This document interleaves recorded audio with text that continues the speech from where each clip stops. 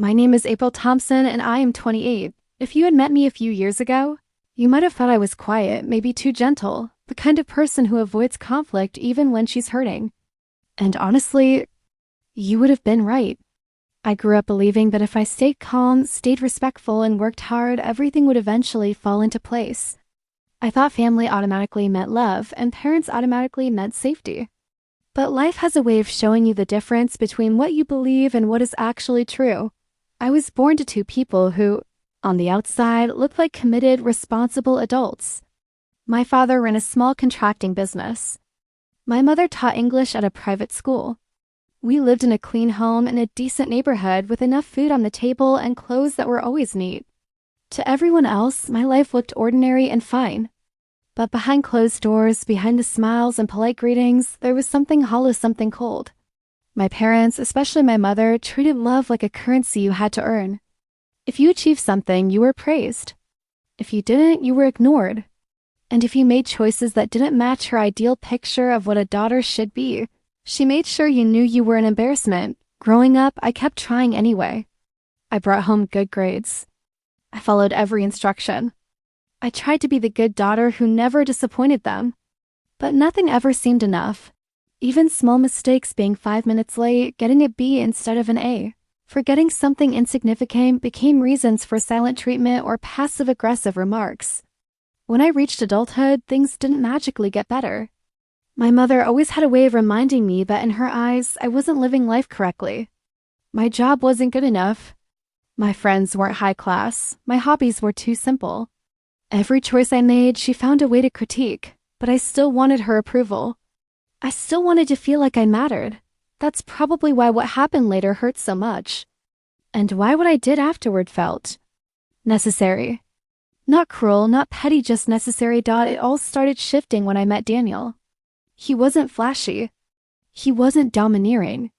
He wasn't someone who put on a show to impress anybody. He was simply kind in a way that felt safe and very real.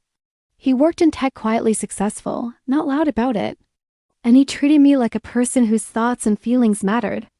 It was strange at first, being listened to so carefully. I wasn't used to it. But over time, I grew into that comfort. Being with him felt like breathing normally after years of shallow breaths. My parents didn't see him that way. They didn't even give him a chance. They saw his modest clothes, his soft-spoken nature, and decided right away that he wasn't our class. My mother actually said those words once very casually, like she was describing the weather. He isn't our class, April. You can do better. Better in her dictionary meant wealth, status, and appearances.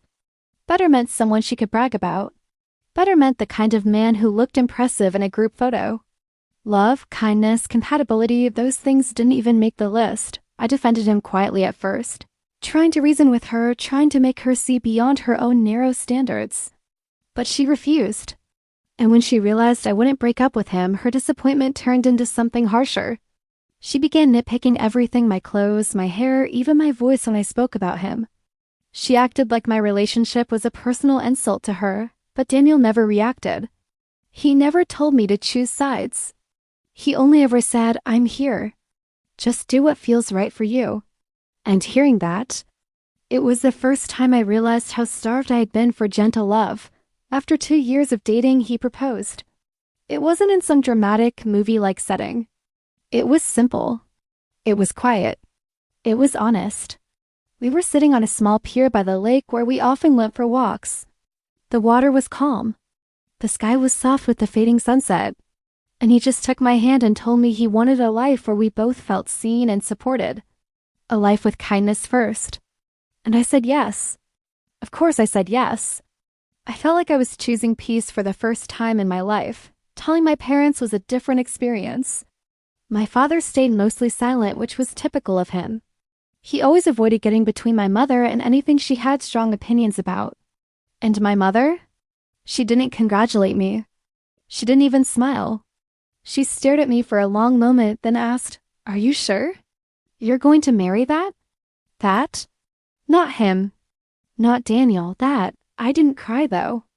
I think I had already cried too much over the years, so by then my reactions had become quiet. Almost numb, but the real blow came a week later when she called me not to apologize. but to inform me that they would not be attending my wedding. "We've thought about it," she said in that firm tone she used when she wanted to seem rational. "Your marriage is not appropriate, and I will not support you throwing your life away like this. I won't be part of it." She tried to sound calm, but her words were sharp, cold, and final. I remember sitting down on the edge of my bed, staring at the blank wall, listening to her voice as she gave me her final decision. And something inside me quietly snapped. Not in anger, not in a dramatic, loud way. It was more like a door slowly closing, like the last bit of hope I had been holding for years finally fading out. I thanked her, yes. I actually thanked her and hung up. And then I made a decision. I wasn't going to beg anyone to show up for the most important moment of my life. So Daniel and I had our wedding. It was small, soft, and beautiful. His family welcomed me with warmth I had never known. They hugged me, laughed with me, cried with me. It was the kind of love I had once dreamed of. And mine wasn't there to see any of it. 3 months passed. 3 months of living peacefully, quietly, away from the noise and disappointment I had grown up with. I didn't call my parents, and they didn't call me. Part of me thought they had forgotten me entirely. Another part knew they just didn't want to face the fact that I had moved on without their approval. But everything changed the day I posted a picture on Instagram, a simple picture. Really. Just me standing next to a car smiling. Except the car wasn't ordinary. It was a Porsche. A wedding gift from Daniel. A gift given not to show off, but because he knew I had always loved them but never imagined owning one. The photo was soft and pretty, like any other newlywed update. But that single picture, it turned my mother's world upside down because 3 hours later my phone rang. And when I saw the caller ID, I froze. It was the first time her name had appeared on my screen since our last conversation. When I picked up, her voice wasn't cold this time. It wasn't firm either. It was trembling, almost panicked. "April," she said urgently, "where's all this money coming from?" And that was the moment I realized everything was about to change. When I heard my mother's voice after 3 months of silence, it felt strange. Not emotional, just strange. Like hearing a familiar song from childhood that you don't relate to anymore. Her tone was trembling, and for a moment I wondered if something terrible had happened. But then she repeated the question, louder this time, as if urgency could pull me back into the daughter she expected me to be. "April, where is all this money coming from?" I saw the picture. Your aunt forwarded it to me. A Porsche? A Porsche, April? What exactly is going on? Her voice cracked at the end. Not out of concern for me, but out of fear of something else, something she hadn't said yet. I could almost hear the gears turning in her mind, filled with assumptions and panic. It wasn't worry for my well-being. It was worry about what people would say.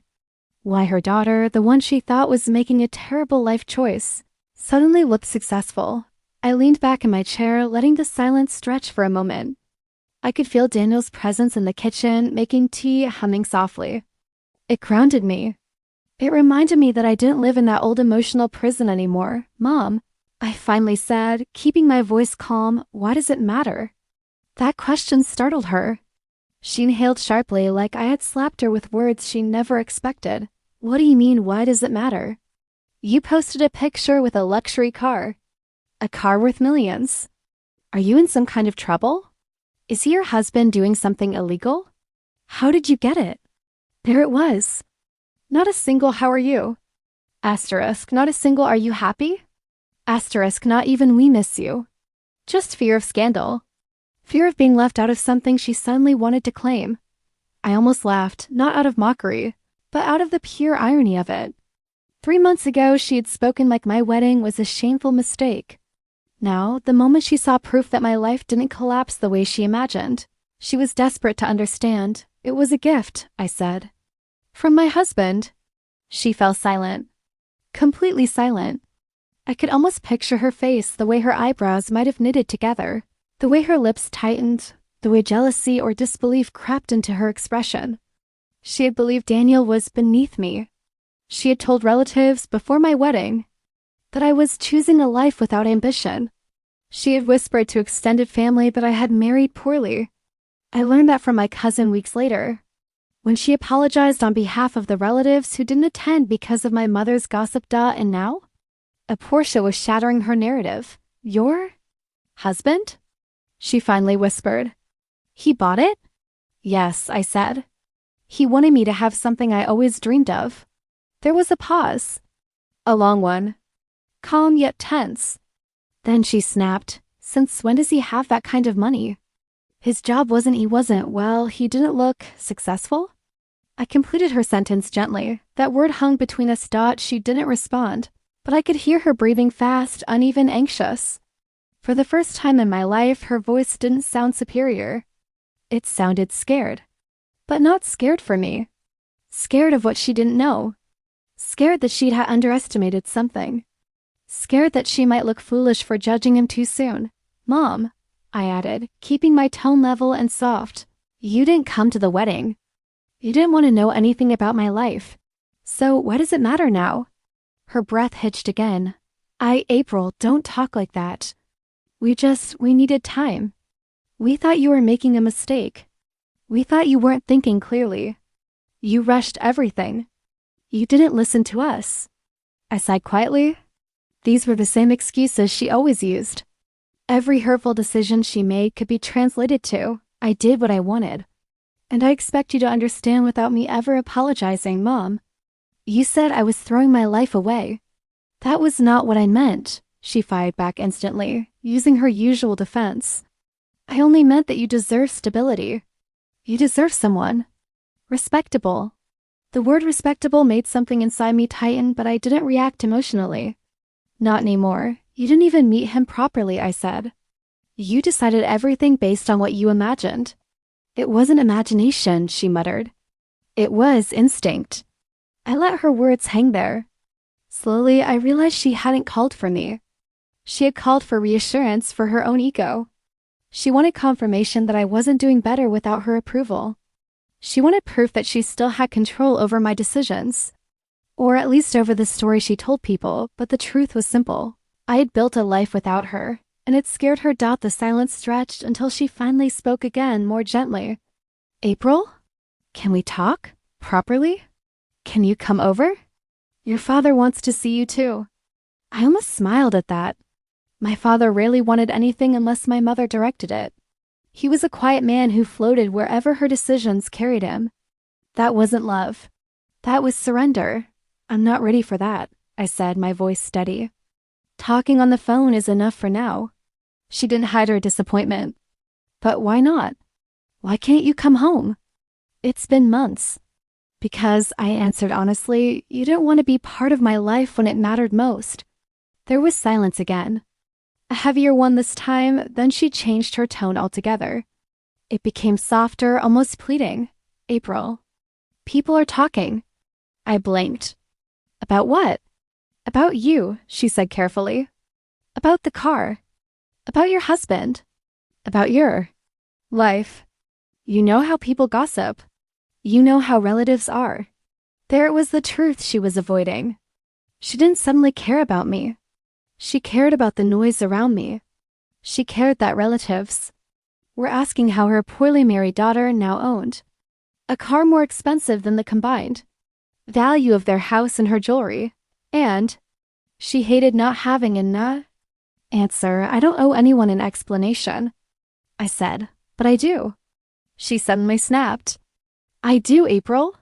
I have lived my whole life dealing with extended family and their comparisons and comments. I can't just ignore them. They asked how you suddenly have money. They asked what your husband actually does. They asked if you tricked us or hid something from us. Tricked you? I repeated slowly. Mom, I begged you to come to my wedding. You refused. I didn't hide anything. You just didn't want to see it. She sputtered at that, trying to gather her defense, but I continued softly, what exactly are you worried about? That people will question your parenting? Or that you might have been wrong? That last word stabbed deeper than I expected. She went quiet again, a quiet so thick that I could imagine her pressing her hand to her chest. Offended not by the truth, but by the fact that she had no counter-argument after nearly a minute. She spoke, this time in a voice I barely recognized, thin, frustrated but desperate. April, Please come visit us. Bring him too. Bring your husband. We need to talk in person. I felt my eyebrows lift. Bringing Daniel to their house was something she would have never allowed before. She didn't even want his name spoken in the same room as hers. And now she was asking to meet him. Not out of interest, but out of need. I exhaled slowly. Let me think about it. She clung to that sentence like it was a rope keeping her from drowning. Okay, she said quickly. Okay, yes. Think about it, just don't take too long. Your father? He misses you? I didn't respond to that. We said goodbye tensely, and I hung up. The moment the call ended, I felt like the air in the room changed. Daniel walked over with my tea, placing it gently on the table. He had heard enough of my side to understand. That was your mom? He asked softly. I nodded. She saw the picture. He sat across from me, his expression calm and thoughtful. And now she wants to talk? Yes, I said. In person. He didn't push. He didn't ask what I planned to do. He simply placed his hand over mine and said, whatever you decide, I'm with you. That's when the idea slow, quiet, and steady began forming in my mind. I didn't want revenge in the loud, dramatic way people imagine. I didn't want to yell or insult or punish. What I wanted was simple, to let them feel the weight of their own choices. To let them see the life they walked away from. To let them understand not through anger, but through clarity what they had lost by ignoring me. Revenge for me wouldn't be shouting. It would be truth. Calm, undeniable truth. So I sipped my tea slowly and said to Daniel, I think I know what I have to do. He nodded. Whatever it is, I'm ready. And with that, the plan began taking shape quietly, patiently. Like the beginning of a very different chapter in my life.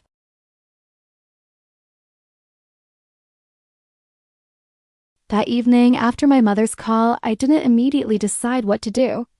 I wanted to sit with the feelings, whatever was left of them. Anger wasn't there. Hurt wasn't there either, not in the sharp way it used to be. What I felt more than anything was a kind of quiet clarity. A realization that I no longer needed anything from them, not approval, not affection, not even acknowledgement.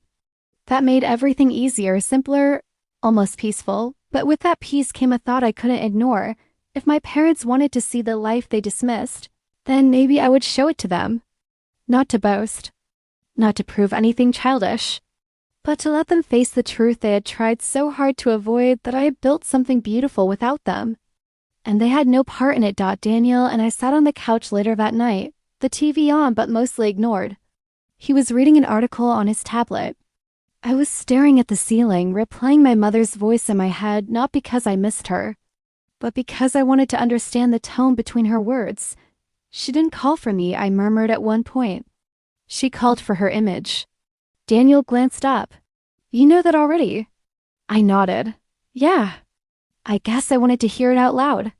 He set the tablet aside and shifted closer. What do you want to do? I thought about that.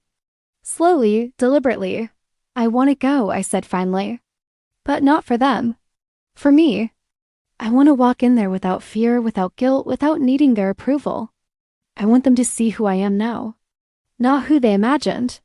He looked at me with that gentle understanding he always carried. I'll go with you.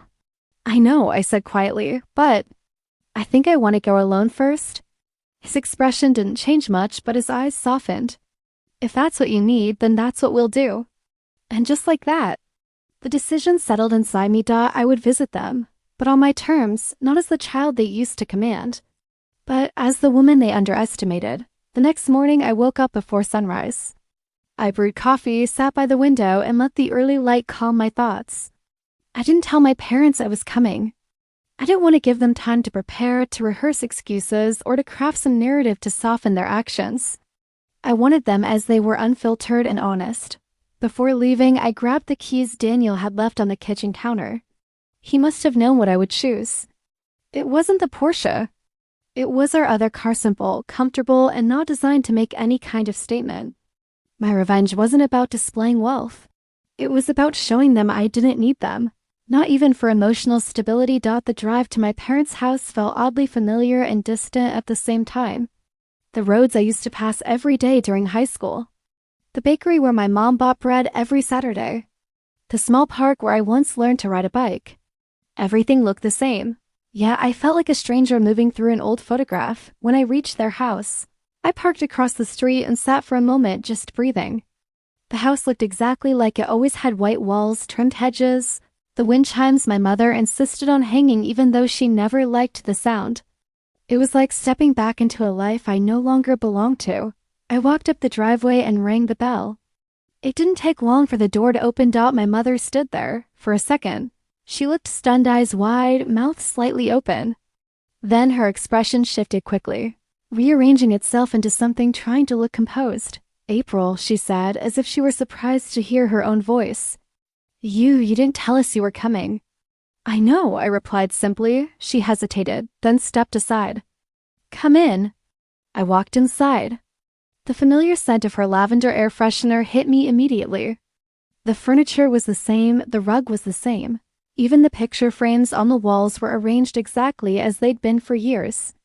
It was like the house had stayed frozen in time, waiting for a version of me that no longer existed. My father was sitting on the couch. When he saw me, he stood up abruptly, like someone suddenly remembering their manners. "April," he said, voice low and unsure. "You came." I nodded. Yes, he didn't rush to hug me. My family wasn't affectionate that way. But he stared at me with something like guilt or maybe confusion. It was hard to tell with him. I sat down and both of them took seats across from me, almost as if this was a formal meeting. My mother spoke first. "So," she said, trying to sound casual, "how is married life?" The way she said it, too carefully, too politely, made it clear she wasn't asking out of genuine curiosity. She was testing the waters, trying to figure out how much she could ask without sounding desperate. "It's good," I said. "Peaceful, supportive, I'm happy." My mother's jaw tensed. Happiness was something she believed should always be earned through hardship, not something given freely. "That's nice," she said. My father shifted. "We didn't mean to upset you," he murmured. I looked at him directly. "By skipping my wedding?" He flinched just slightly. My mother stiffened. "It wasn't like that," she said. "We were worried about you." "You didn't sound worried," I replied, keeping my tone calm. "You sounded disappointed. You said I was throwing my life away." My mother's face flushed. "I didn't mean it like that." "Then how did you mean it?" I asked quietly. She opened her mouth and closed it again. For the first time, she didn't have an immediate answer. My father cleared his throat. "We thought you rushed into it." "It was 2 years," I reminded him. 2 years, and you never got to know him because you chose not to. He stared down at his hands. "And then," I continued, "after ignoring my wedding, you didn't call. Not once, for 3 months." "We were giving you space," my mother said. I held her gaze steadily. "You weren't giving space. You were punishing me." That hit her hard. She blinked quickly, as if holding back something. Maybe emotion. Maybe anger. Maybe the realization that I wasn't playing the role she expected anymore. "April," she said, voice softer than before, "you have to understand. Parents make mistakes." I raised an eyebrow. Mistakes? Or choices? She inhaled sharply. "Both." Silence. Then she looked directly into my eyes and asked the question she had really wanted to ask all along. "Tell me the truth," she said slowly. "How did you afford that car?" There it was, the fear, the suspicion, the embarrassment. She wasn't worried I was doing something dangerous. She was worried that people were talking about it. She was worried her own earlier judgment made her look foolish. "It was a gift." I repeated. "From him," she added. "Yes." "And he can." "Afford that?" "He can," I answered. "He's done well for himself. He has a business now." My mother's eyebrows shot up. "A business? Since when?" "Since before our engagement," I said. "He worked on it quietly. He doesn't brag. He doesn't show off. He invests. He plans. He works hard." My father seemed stunned. My mother looked like she was piecing together every assumption she had made and realizing she had built all of them on nothing. "Why didn't you tell us?" she asked. "I tried," I said. "You didn't want to know. You dismissed him before you even met him. You judged him by your own standards. You chose your narrative before giving him a chance." She couldn't deny that. My father finally spoke again. We are sorry, April. I nodded gently. I hear you. But a sorry doesn't undo everything. It doesn't erase the wedding you missed, the hurt you caused, the comments you made behind my back. My mother looked down. We were wrong. I let the words settle. They were the closest thing to an apology she had ever managed. Then she looked up again, her eyes glossy, her pride thinning. Can we meet him? Properly this time? That depends, I said quietly. On your intentions. She frowned. What do you mean? If you want to meet him because you actually care about my life, I said, then yes. But if you want to meet him to impress relatives or fix your reputation, then no. Her eyes widened and she leaned back slightly, as if stunned by my directness. We want to make things right, she said weakly. For me? I asked. Or for yourself? She didn't answer. That silence told me everything. I stood slowly. I'm not saying no. I just need time to think. My mother rose abruptly. April, wait. You can't leave things like this. I held her gaze calmly. I'm not leaving anything. I came here. I talked honestly. That's more than I ever got from you when I needed you. My father stood too, looking helpless. Please don't go angry. I'm not angry, I said. I'm just done pretending. And with that, I turned and walked toward the door, the same door I had walked through countless times as a child. But this time I walked through it as someone who finally understood her worth, outside. The air felt lighter. Daniel wasn't with me physically, but his support, our life, our peace, they followed me, wrapped around me like a shield. My parents wanted answers, but what they truly needed was consequences. And now I knew exactly how to give them that. Not through yelling, not through punishment, but through the quiet truth they couldn't run from anymore. Driving back home after visiting my parents felt strange, not heavy, not painful, but strangely quiet inside me. A kind of clarity had settled in, like dust finally laying itself down after being suspended for too long. I didn't feel proud or victorious or vengeful in the dramatic sense. I felt steady. Like I have finally stood on ground that belonged to me, not on the shifting expectations my parents built around me for years. When I reached home, Daniel was in the kitchen stirring something on the stove. The smell of garlic and butter filled the air, a warm contrast to the coldness I just walked away from. He glanced over his shoulder, eyes searching my face carefully, not for drama, not for fear, but for emotional truth. How'd it go? He asked softly. I slipped my shoes off and stepped closer, letting the comfort of our home settle around me. It went as I expected. Maybe even better. They tried to apologize in their own way. Daniel nodded. And how do you feel? I feel like I finally saw them clearly, I said. No filters. No need to pretend. They didn't ask about me first. They asked about the car. He sighed gently. I'm sorry. I shook my head. No, don't be. It helped me realize something. Their reaction wasn't about me, it was about how they look to the world. They'll always care more about appearances than people. Daniel turned the stove off and came to stand in front of me. Do you want to cut them off? I thought about that for a moment. It was tempting, such a clean, final decision. But life isn't usually that clean, and I wasn't trying to erase them. No, I said slowly. I just want boundaries. And I want them to feel the consequences of how they treated me. Daniel raised an eyebrow, amused. Consequences? Calm ones, I said with a faint smile. I'm not trying to hurt anyone. But I want them to understand that I'm not the girl they dismissed anymore. He cupped my cheek briefly, affectionately. Whatever you decide, I'm with you. And I believed him. Every word. Later that night, after dinner and after I had showered, I sat on the edge of our bed scrolling through my phone. Notifications were still coming in from the Porsche photo, mostly from friends congratulating me.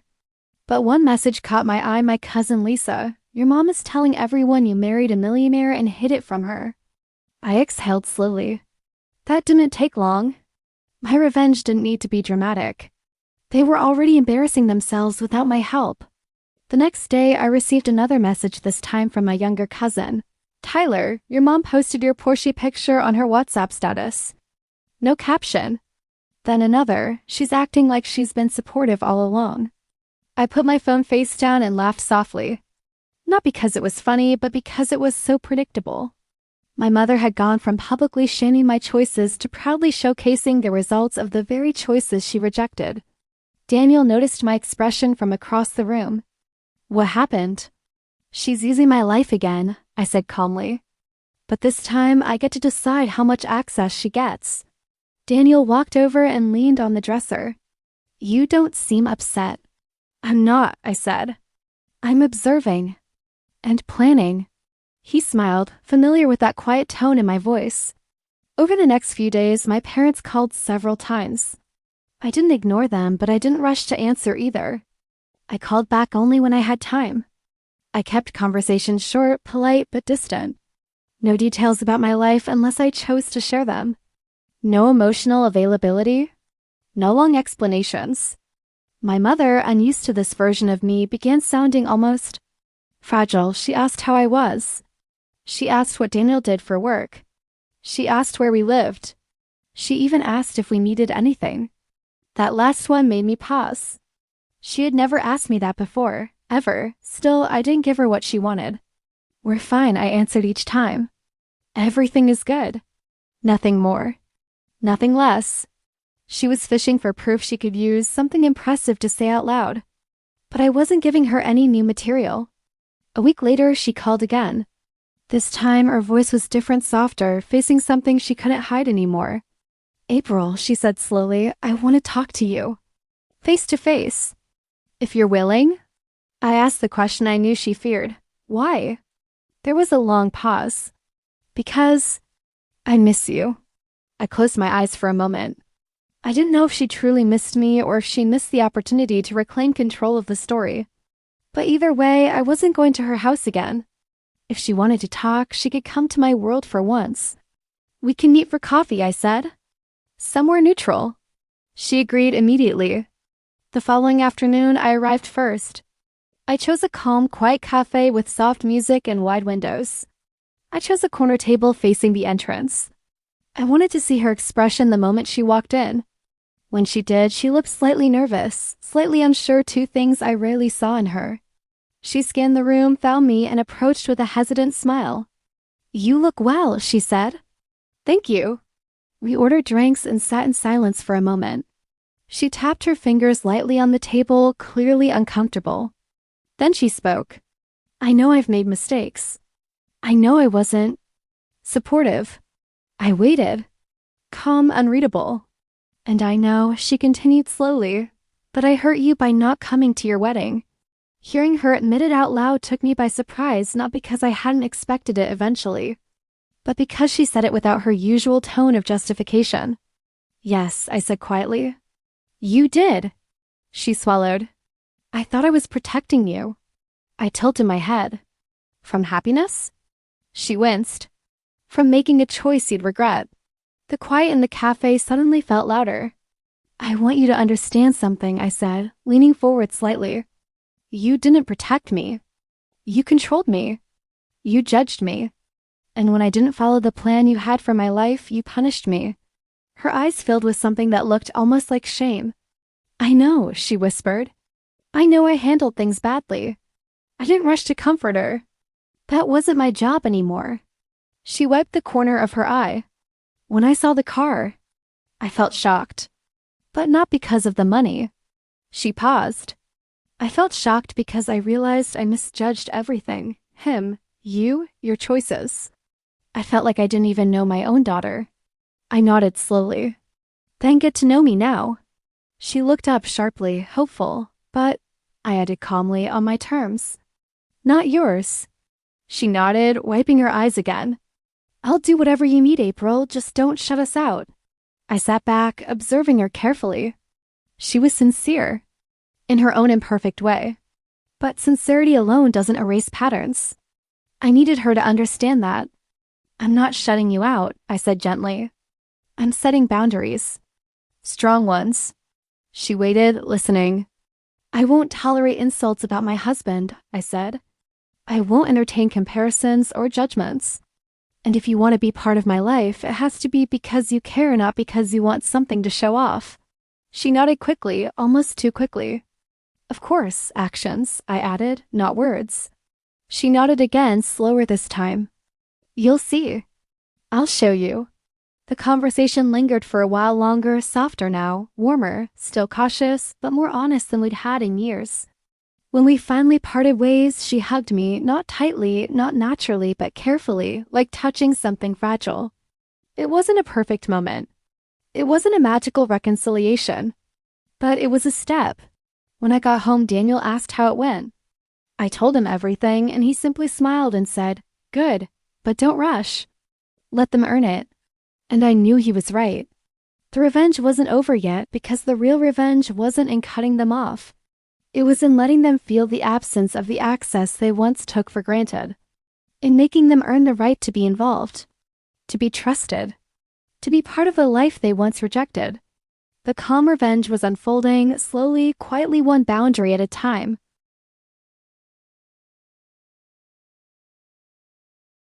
My drive back home from the restaurant felt strangely quiet, even though the city around me buzzed the way it always did.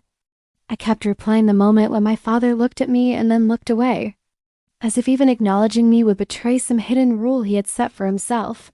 And then my mother, holding on to that polite smile that was more like a mask than anything real, asking me questions she didn't actually want the answers to. But nothing stood out more than the picture she had secretly taken of the Porsche, because that single act told me everything I needed to know. They weren't here because they missed me or because they regretted ignoring my wedding. They came because that car had shifted something inside them, not love, not guilt, but curiosity mixed with panic, wrapped in the fear that maybe losing me meant losing access to something valuable. But I didn't react emotionally anymore. My heart didn't jump, didn't break, didn't swell. I wasn't that April who begged for their attention or the girl who worked herself to exhaustion hoping they would someday say they were proud of me. I wasn't even angry. I was calm deeply. Subtle calm, the kind you earn after realizing some battles aren't meant to be fought but walked away from. Later that night, when I parked the Porsche in the garage, I realized my mother still had no idea the car wasn't mine. She assumed it was, and that misunderstanding wasn't my responsibility to correct, not after everything. Not after the wedding, not after 28 years of emotional distance disguised as parenting. If they wanted to chase an illusion, I wasn't going to stop them. When I walked into the house, Daniel was sitting on the couch, his laptop open but his eyes already on me, wearing that expression he always had when he sensed I needed space but also needed someone present. I sat beside him without saying anything, and he gently placed his hand over mine. "So," he asked softly, "how was it?" "It was predictable," I replied, leaning back. "My mom asked about money before she asked about me." Daniel nodded, unsurprised. "Did she ask about us?" "Barely," I said. It was like checking things off a list. But she kept looking at me like she was digging for clues. He gently reminded me that I didn't have to let them back in. And I told him I wasn't letting them back in, I just wasn't shutting the door loudly. I was letting them walk into their own silence. His steady presence stayed with me long after he went upstairs. With Daniel, everything was gentle but certain. With my parents, everything was conditional and shifting. About a week later, my mother called again, skipping small talk and immediately asking if Daniel and I would attend my cousin's wedding because people need to see you, which was code for image, the same obsession she'd always had. When I refused, she snapped and defended herself with vague excuses about their absence from my wedding. Excuses I calmly dismantled, not with anger but with truth. She ended the call irritated, but I knew she wasn't done, not when she believed I was living a life better than the one she imagined for me. Soon after, she sent a long message filled with phrases she'd never used before. "We miss you. Family is important. We want to reconnect," but none of it felt real because beneath the words was the same hunger to regain access. My father, who never attended my milestones or acknowledged my achievements, suddenly started watching all my Instagram stories without saying a word. People assume revenge is loud, but sometimes revenge is becoming someone they can't reach, someone they can't diminish, someone who no longer fits in the box they built. Sometimes revenge is the silence they have to sit with. Eventually, my mother sent another message asking when I would invite them to visit since your house looks nice. which made her intentions clearer than ever. She wanted to step into a life she once rejected. I read it twice, then ignored it. That silence felt like peace, not punishment, not spite, just peace. 2 weeks passed with no messages from either of them, but unlike before, the silence didn't sting. It felt like fresh air. But I knew my mother. People like her didn't stay quiet when they wanted something. They calculated their return.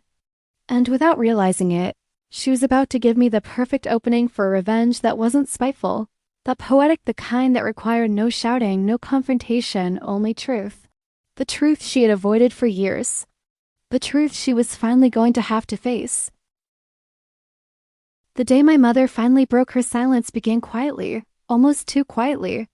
It was a Thursday morning and I was working from the dining table with my laptop open, a cup of tea in my hand, and the soft hum of the dishwasher filling the background.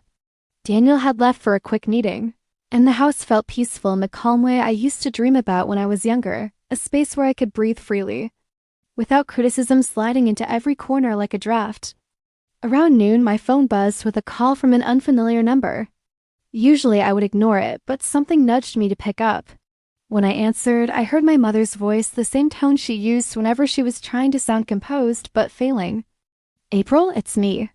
A small pause formed between us. She didn't call from her usual number.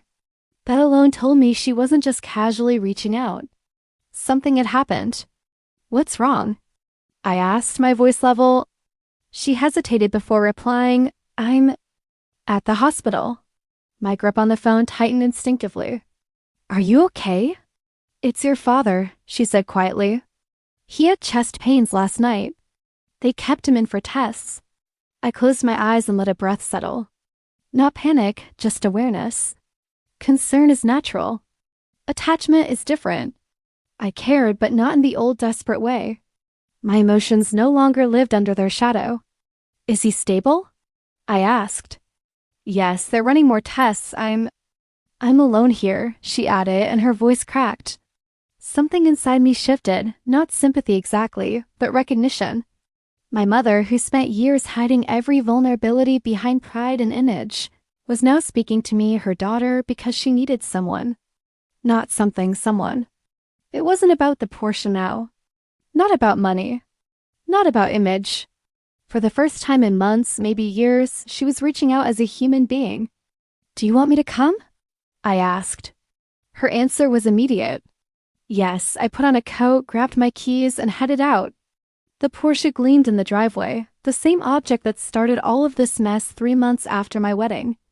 On the drive to the hospital, I thought about everything, the silence at my wedding, the rehearsed concern over money, the sudden interest in my life once luxury appeared on my social media.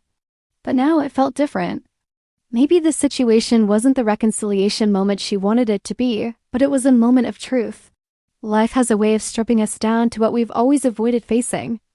When I walked into the hospital room, I saw my mother first. She looked small. Not weak exactly, but tired in a way that hinted at years of pretending. Her eyes were red, her hair wasn't styled the way she usually kept it, and her hands were tightly clutched together. "April," she whispered, standing up quickly. I nodded gently.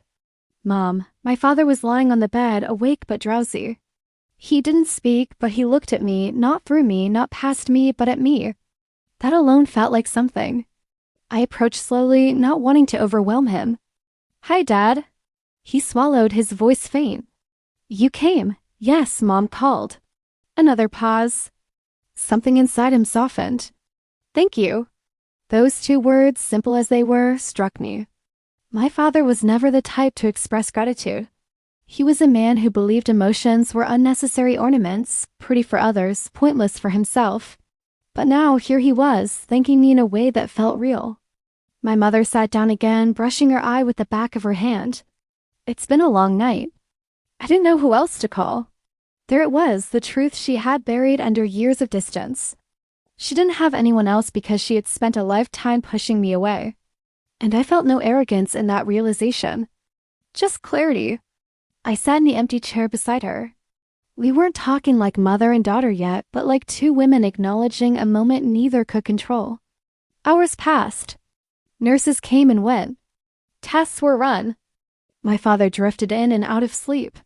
My mother and I barely spoke, but the silence felt different this time, not heavy, not hostile, just unpolished.